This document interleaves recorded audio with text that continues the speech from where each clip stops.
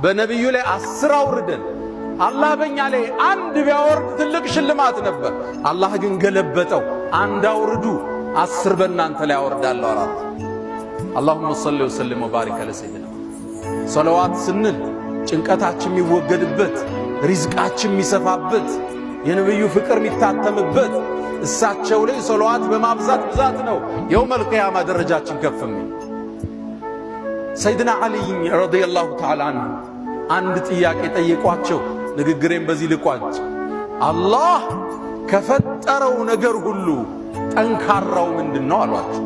አላህ ብዙ ነገር ፈጥሯል። ብረት ፈጥሯል፣ አለት ፈጥሯል፣ ዳይመንድ ፈጥሯል። ጠንካራው ምንድነው አሏቸው። ብረት አሏቸው። ግን ከብረት ደግሞ ይጠነከራል። ምንድነው አሏቸው። ሰዓት አሏቸው። ሰዓት ብረትን ያቀልጠዋል። ስለዚህ